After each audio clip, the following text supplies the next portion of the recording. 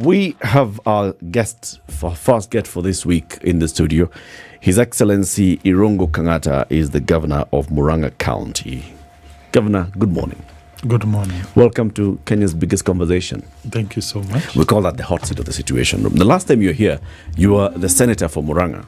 Now you are the one running issues in Muranga and answering to the senator and others. How is it feeling so far? We are doing our best, and we hope there is some positive, but we can't really render a judgment. That should be rendered. Now, how does it feel occupying that seat? When you're occupying the seat as a senator, and then you point issues here and there about what's happening in the county executive. You have previously served as a member of the county assembly, not as MCA, but before that, you've known how the county operates. Now you are the man in the driving seat. Yes, you have to put more efforts, be a little bit more focused on the issues, and you study more. I've realized it's a work that requires a lot of studying, a lot of consultations. So almost every day we hold meetings with various departments. We give them targets against each issue. And the next time we measure whether they have attained that target. Then you must have a vision for the county for the next 5-10 years. Our motto is that whatever we are doing in Muranga is not for the next election. It is for 10-20 years to come, or even 100 years when we shall all be dead. There will still be Muranga, and that generation will be asking itself, what did the governor who was called Kang'ata and his government do to the good people of Muranga? So therefore we have to come up with plans that have to supersede our term. Very good. We'll have that conversation shortly. First, I'll welcome you to the show with the day's proverb. CT Muga is not here today. He's been out handling the men's conference now. He'll be back tomorrow. But every week, CT goes to one African country, picks proverbs from that country and gives us a proverb a day. And your job is to listen to the proverb and give us your interpretation of the proverb. This week, the proverbs are from Ghana. And today's proverb: the ruins of a nation are in the homes of people. The ruins of a nation are in the homes of people. What's your interpretation of this? The family unit is very important. If for any reason that the family unit collapses, the nation collapses. So we need to build stronger families. That will manifest itself to a better nation. Good one. Good one. Okay. That's a good one. Sawa. So let's hit the ground running. You are a member of the Council of Governors. Of course, you are in several committees in the COG. You're in legal, I know you're in health, and maybe you're in others. And we are seeing over the weekend communication that's coming from the Council of Governors with regards to the relationship between national government and county governments. And it's not just the politics of who's boss, but it's on implementation of programs that may affect your performance as a governor. For instance, the issue has been raised on the matter of health. The national government is supporting counties in the rollout of universal health coverage with the community health promoters. There's an agreement that national and county governments have had on that. National government kitted the CHPs. Then we understand that there was an agreement that the national government will pay a percentage of the allowances for CHPs. The counties will pay a percentage of allowances for CHPs. Now there is concern that on Friday, the Deputy President rolled out the national government's payment of CHPs, and the counties were not at ease. Why? Let me not speak on my behalf. Let me just re-echo what the Council of Governors chair stated in public, and how I wish that question was directed to her. And she said that the counties feel that support should have come in form of conditional grant. Thank you. What's the agreement? Let me not say that I'm seized of that matter. I think that's matter that is better canvassed by our chair. But what's the agreement, though, Governor? As one of, there are CHPs in your county, are there? Yes, we do. Are you paying the CHPs in yes, your account? Yes, we are. But I still insist. How much do you pay the CHPs in Muranga? How many CHPs do you have? How much are they paid? We have 2,000. We pay them 2,000 Kenya shillings. And before the numbers were fewer, but we increased them to reach 2,000.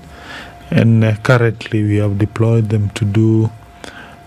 there's a system that Muranga installed that is automation of the health services. The patient journey is now paperless.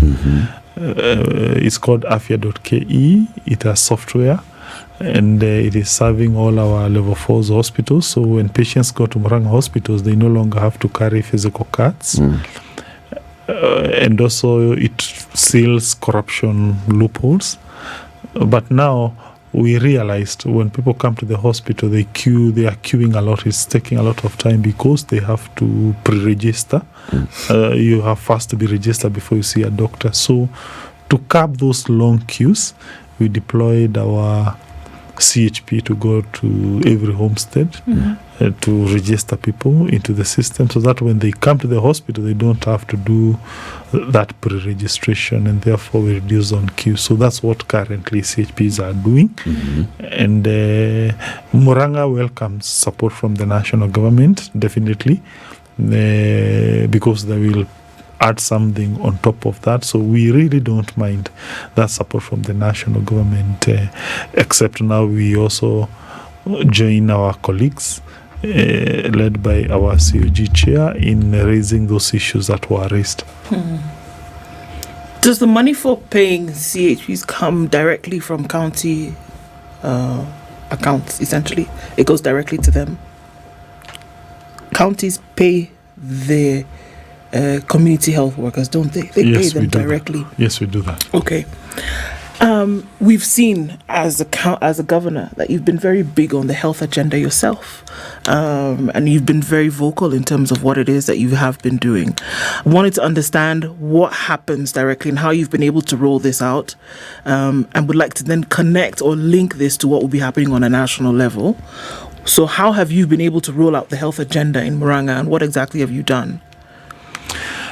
Several interventions. The first one was to expand the physical infrastructure of our various health facilities.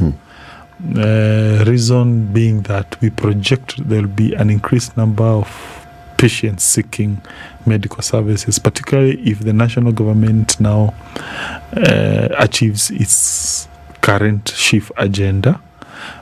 Why? Currently, the people who have a medical card are about 27% of the national population.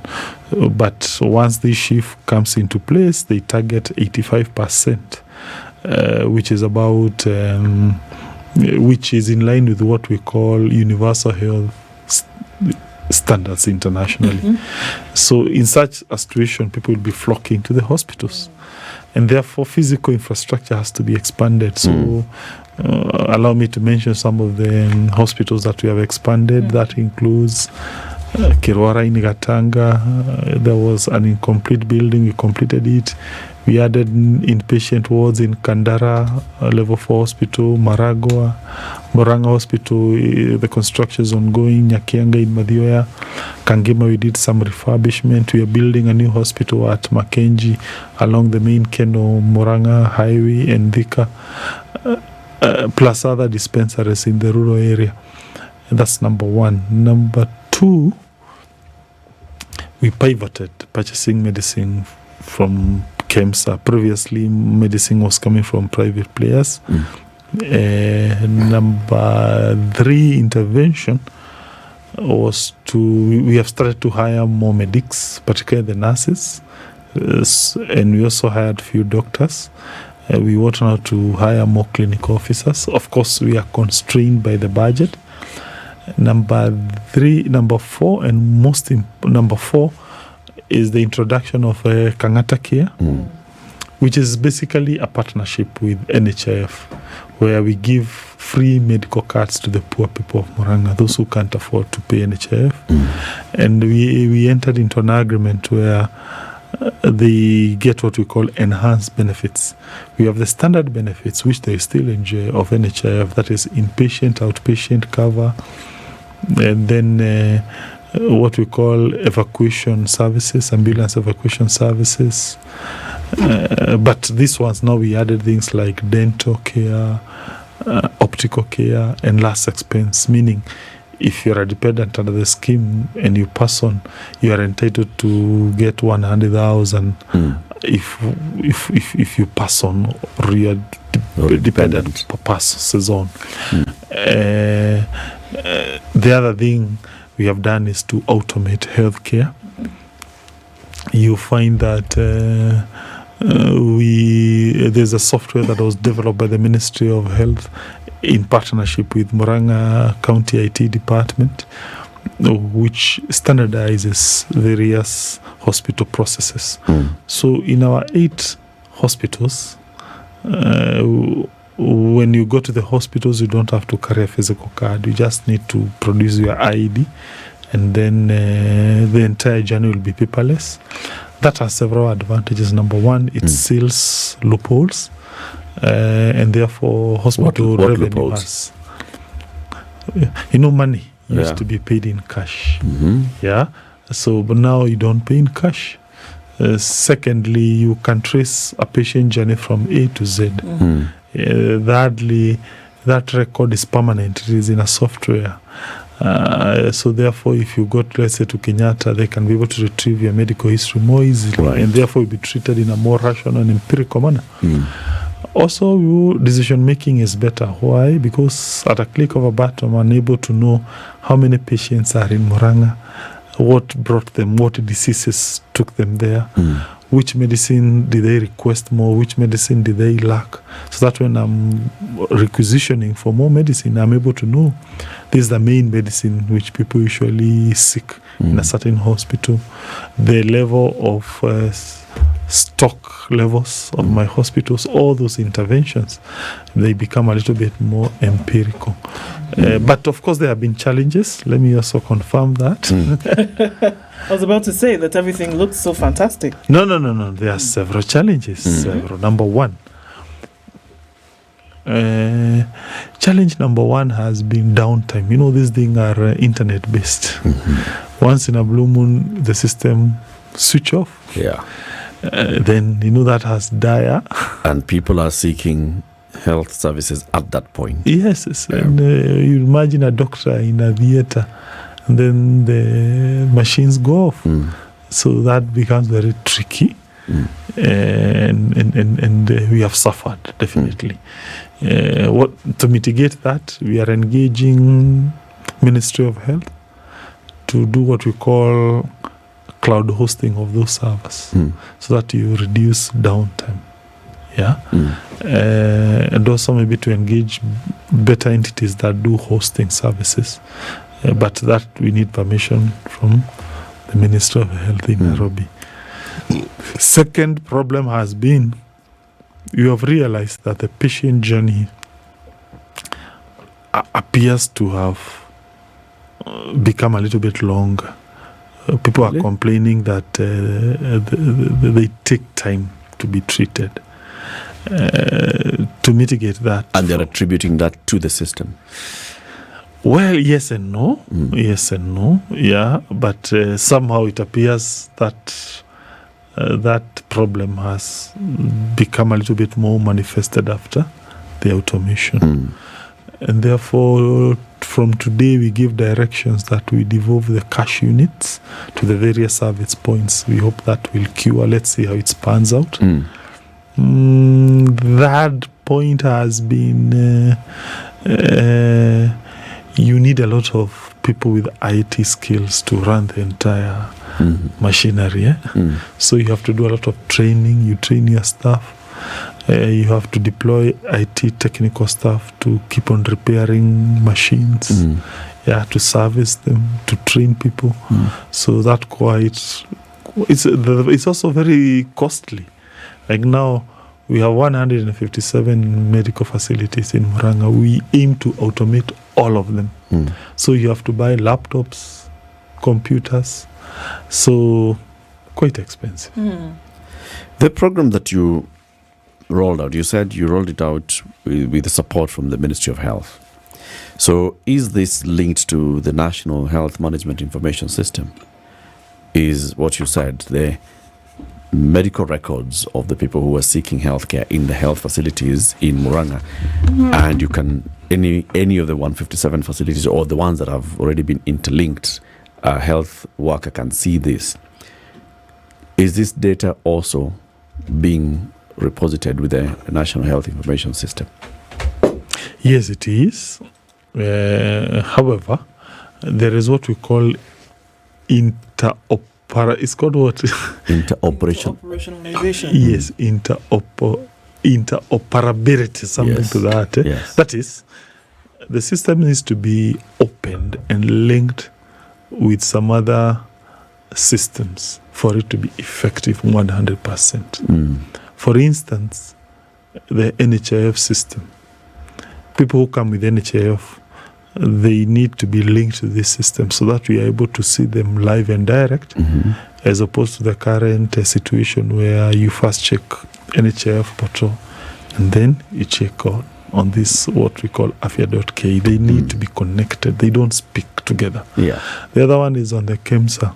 KEMSA, they have a whole portal that is also independent of afia.ke. I think Ministry of Health will achieve its agenda the day it will ensure the several systems of various government entities, they speak together. Yeah. Like now, Muranga is also implementing another national government agenda that is called Facilities Improvement Fund. There's even an act of parliament that was passed the other day. Yeah. Basically, it means hospitals can now expend money at source. Yep. Before, counties would collect money, send it to the center, to the counties. Counties send it literally to Nairobi. Then you start the process of requesting for that money to go back to the hospitals. That has been changed. But now, to manage that whole system, Muranga developed an IT solution. So again, best case scenario would be that our new IT system speaks to afia.ke, but it is still But in progress. They don't. So there's still a lot of, many gaps. Yes. You're doing the same thing, but you're operating from different plots, not even from the same plot, different rooms or different doors. But in some cases, you're in plot A and some other services in plot B. And you still have to find a way of shouting across the plots for each other to hear each other. Those challenges and those issues that you raise, there are many of them that clearly are geared towards making delivery of health services better for people. And this is a devolved function. At what point, what's the role of the Ministry of Health in all this? Apart from policy, what's the other role that the Ministry of Health plays in making your work easier? Of course, the most important one is policy development, and secondly, pushing legislation in Parliament. Take, for instance, the new SHIF, which let me call it the new reforms of NHIF. Definitely, they have been pushed by the ministry. Take like afia.ke, which is basically a software to manage health systems. Again, you needed Ministry of Health to help you develop it. It creates what we call standards. So that is not only Muranga standards, but they become universal standards. And thirdly, what we call hand-holding. So we need that collaboration. But it sounds like a lot of it is basically technical support, right? Policy formulation, harmonization, development of standards, and monitoring and ensuring that there is, proper enforcement of the standards. Why does the Ministry of Health have to be the one that is paying your workers? Well, I think that's a debate that requires a lot of thinking. That's a debate that requires a lot of thinking. Yes, thank you. Where would you sit on this? I mean, right now, you as Muranga, you're paying your 2,000 community health promoters directly. and then they also get money directly from another source. Does this augur well with you as their boss, or do they have two bosses? Well, as we speak right now. From a personal point of view, let me say, for me, I wouldn't really mind. Whoever pays, it's okay. Why? It's I'm happier. Personally, I'm happier. I can't really fight with any entity on such matters. At who pays what, For me, I would really be concerned with bigger debates. On how to solve people's problems. And if another person comes and say, hey, I want to help you, why not? Why not? I think the issue should not, I would not exact my mind on, hey, this is my mandate, this is your mandate. For me, Muranga operates in a more open and pragmatic look at things. And therefore, for us, anyone who helps CHPs or people of Muranga is welcome to do so. So what you want is service to be delivered to the people of Muranga? Yeah, strictly speaking. So, Governor, then do you support what the healthcare workers have been pushing for long, and this is the creation of one national health service commission? Okay, it's a deep constitutional debate again, because on one hand, health is fairly devolved. On the other hand, you see, probably that argument is inspired by the experiences of the Teacher Service Commission. But they are not devolved. They work for primary and secondary education, which is largely in the national government. So how do you then come up with a commission that is one national for a function that remains devolved? I think it's a discussion that for me that would really require very good constitutional designers who would be able to design the law that would underpin that to ensure you don't negate various constitutional provisions. But then again, that which needs to be done to make people happy, it should be done. Ought to be done. We're asking and as long as that then would make the lives of patients better. For me, I'm open to any idea. Governor, you're not just anybody, right? You're one, governor, current governor. Two, you are an experienced legislator. You've served both in national, county, you've served at county level, you've served at the Senate. Third, you're a legal scholar, PhD in law. So you cannot just say, other people can give opinion. Here is you, Governor Irungu Kang'ata. What is your considered opinion on this matter of one central health services commission? People to sit down and talk and to think more about the patients, the people who are suffering out there. That should be our focus. Okay. Let's switch over to food security. It's a big issue across the country, and Muranga is one of those that is, in many parts of Muranga, considered food secure. Is it true? Yes and no. Okay. Let's start with the no part. Muranga is divided into 3 ecological zones. That is the upper zone that is near the Abadeas, which is mainly they do commercial tea farming. Then we have the middle belt, that is the coffee zone. Then we have the lower belt, which is basically as you head to Muranga from Thika on your right side. The entire belt, that is, would be from Gatanga, Idhanga region up to Kiharu, Gaturi ward. So the food secure regions definitely would be the upper and to a certain extent the middle belt. Except with the collapse of coffee, the middle belt was really, really impacted by that collapse. The lower belt is where we need to do a lot of work to ensure they are food secure. Be that as it may, as a county, what are we doing? We did 2 things. Number one, we decided to implement a UDA major pledge of minimum guaranteed return for 2 sets of products. One, milk. So we mobilized all milk farmers to join major aggregators. For every milk they produce, we add them 3.5 shillings that incentivizes them to farm more. It creates employment, and it makes them to be a little bit more organized, so that when they go to the market, they're able to negotiate for a better price. That helps mainly middle and upper belt. What does that mean? When you say that you guarantee milk farmer 3.5 shillings per litre? We told the cooperatives, give us a list of your members. We triangulated that list with the various banks to ascertain that indeed these are people who sell milk and they are paid monthly. We ask for 3 months record. Once we look at that record, we look at the level of productivity for each farmer. So for every litre produced at a certain month, what we call a baseline month, we add them 3.5 Kenya shilling. From where? Directly from the county. Okay, so it's budgeted, by the county. By the county. Okay. And there is a regulation, a policy that underpins that payment directly. So they are able to use that money, let's say, to buy some salt for their milk that way. And that has been helpful.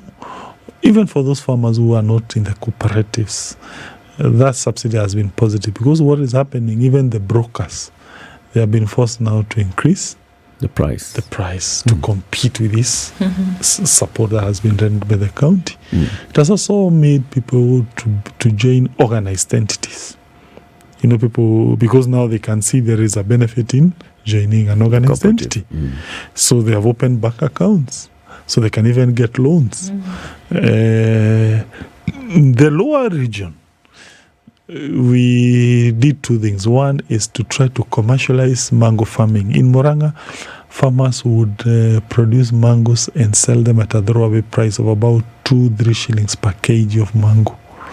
So we created an entity called Lower Muranga Farmers Cooperative. We told farmers to join it. So then we negotiated MOUs with 2 manufacturers of juice. That is Kevian Mango in Thika and Sunny Mango in Kambiti, Muranga. So they gave us a guarantee that for every kg we will bring to them, for certain varieties of mango, they'll pay us 16 shillings per kg. Then, so our work was just to mobilize farmers. We take mangoes to those 2 manufacturers. Then on top of the 16 bob, we added a minimum guarantee of payment of 7 shillings. So the net income to a farmer per kg of mango is 23 bob per kg. So the producer price shot from 3 bob, 2 bob to 23 shillings. That has been positive from where we sit. Then we entered into a second agreement with East African breweries. We started to mobilize our people to plant sorghum. And this is the first time they are harvesting. You see, generally people of Muranga, particularly the lower region, they plant maize.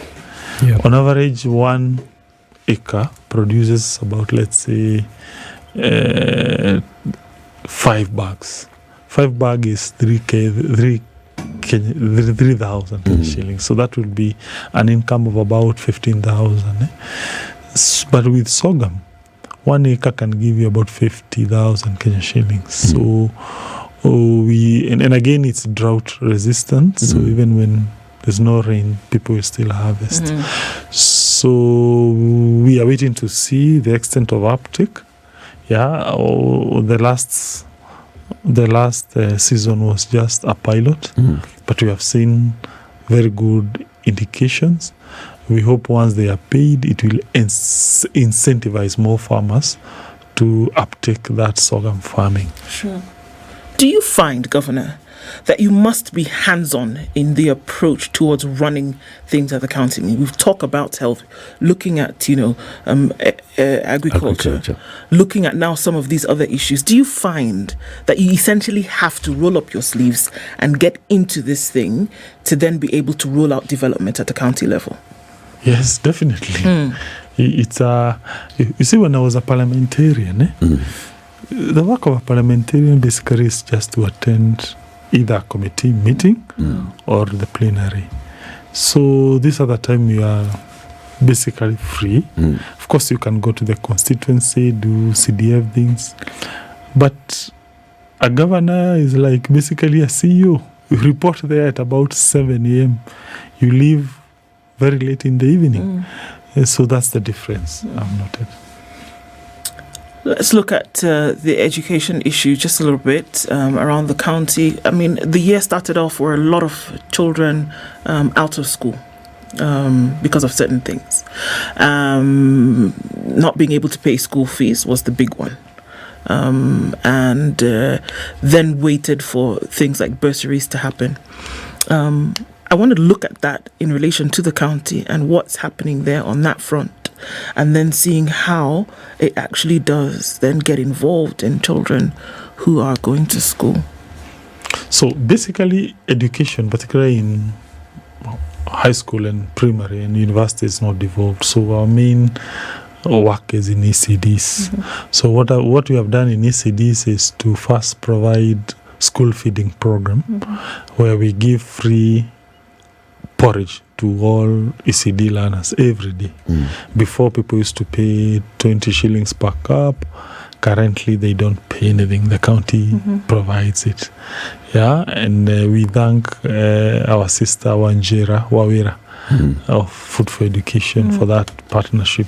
She subsidizes. We pay the organization, but she subsidizes, so that makes it easier for the county to roll out that program.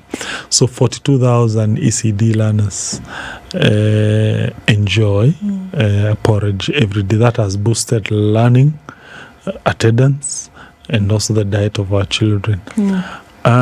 Second intervention, we established a program called community-based projects, where we told MCAs, we understand you are concerned, you would also want to be popular in your respective ward.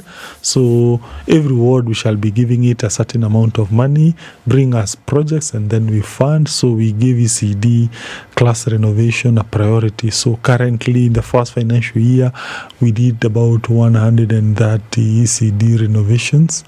In this current year, we have added 200. We are currently being done. Apart from helping the children to have better learning facilities, it also creates grassroots employment, because all those CCD are spread out in the entire county. However, despite secondary education not being devolved, there is a county intervention in form of a bursary. Again, Muranga divided that intervention into two. We told our colleagues in the assembly each ward to get 2 million Kenya shilling, and then they mobilize the community. Those who can't afford, they give us a list. We support them, and but the county also had an intervention in form of, we said, number 1, 2, 3, 4, 5 in KCPE examination of last year. In every public primary school in Muranga is entitled to get an automatic 15,000 Kenya shilling to help that child transit into Form 1. Why? Number 1, it's an objective measure. Yeah, as opposed to these other measures where you have to create a committee to vet people. Because those committees at times, they tend not to be very straightforward. Secondly, it motivates students to learn more. Yeah, because once you learn and you become top student, you get something. Thirdly, it's equitable, because every primary school, which is practically in every Muranga village, they will feel the import of that money. So in total, that money was given out to, when you look at the 3,000 that got that top student bursary plus the ward one, almost 40,000 households were impacted by that bursary that we give to the people of Muranga. Of course, we have another program called Nyota Yetu that was started by my predecessor, that we continue funding, although we experienced challenges funding it because of the way it was crafted. But we decided we won't scrap it. We are waiting for money to come from Nairobi to be able to pay for those students who are still in school. I hope the national government releases money. If you recall, the other day the president was in Muranga, we raised that concern that for the last 2 months, we have not received anything from Nairobi. And you'd imagine you have to pay salaries, you have to pay all these bursaries, all these Kang'ata care, I don't know, Muranga Youth Service, all those operations. It's the truth is at times it's very difficult because now you can't tell an employee to wait for 2 months. Yeah. And you have to pay. And yet development in the county is hinged on those things, Governor, is it not? Yes, it is. So I think this is where we go back to the issue of how development at the county level is hinged to a national decision or a national ability or capability at the national level to get things done. If there was a way, do you think it would be necessary to remove that responsibility from national government to make sure that from the get-go, look at the way that, kind of like how the federal system works, whereby you have there's own source revenue that must come from the units, but then there's also the share that comes directly from government in order for you to do your own things. Is there a case here then to be made for own source revenue for the counties? Or, because we run into the problem that you've talked about just now, you have so many development initiatives, a huge development agenda, people who are depending on the county government to pay them their livelihoods. But then you are dependent almost 100% on the national government to send the money that's needed to run the county. Does that not does that not dampen then on your role, because everybody's looking to you at the seat? The Kenyan devolution model is like what you have described, that indeed there is money that ought to come from the own source revenue and also the money that comes from the national government. The only problem is the national government share is quite large vis-a-vis the entire budget. So probably the money own source revenue contributes only 10% of the total budget. So even if you are able to be very efficient and collect 100%, you still have a deficit of 90%. Because, like now Muranga, we thank God. This is not our ability really, that our own source revenue has shot up. Yeah. Why? When we came into government, that last financial year, that government had collected 520 million. When we came in last financial year, we collected 650 million. Yeah, that's an increment of about 130 million. Largely, we attribute that to automation. Then we are now aiming at 1 billion. The half year that has just ended, that is 2023, July 1st, up to December 31st, 2023, our target was 300 million. We surpassed it to about 303 or 4 million, up from 175 million the same period that other year. So if we remain on the same trajectory, we will most likely hit 1 billion as originally set. And we thank people of Muranga. Thank you so much. But notwithstanding that, we still really depend on Nairobi money. Why? Because you can see it's 90% of the entire budget. Secondly, the salary component is very large. Sure. Muranga receives on average per month about 600 million. Salaries is 350 million Kenya shilling. Salaries alone. So that takes you almost 55 or 60% of the entire equitable share. So what do you do when the money doesn't come in? Some of your colleagues have sat in this very seat and said, well, you know what? We've had to borrow, we've had to go get an overdraft, we've had to do 1, 2, 3 other things to be able to keep the thing going. And sometimes you're 2, 3, 4 months down the line not having received. So what do you do? What does Muranga do when this money doesn't come in? Number one, we decided to prioritize salaries, and therefore when money comes, the first thing we do is to give salaries the first priority. And also to try to build up reserves so that in a dry month we tap on those reserves. But of course, we also have a good partnership with financial institutions to ensure that they also support us whenever we have such kind of a crisis. So does it leave you in some financial issues? Because even as much as you prioritize the salaries, there's still these other development-related expenditures that you have committed yourself to. The minimum guaranteed return, the payment for health services, the payment for bursaries and education. These are monies that you also must commit. Or are you saying that you've been having delays, for example, in compensating farmers with a minimum guaranteed return? Yes, it has impacted on our service delivery. Like now, we haven't paid out the Nyota Yetu bursaries program.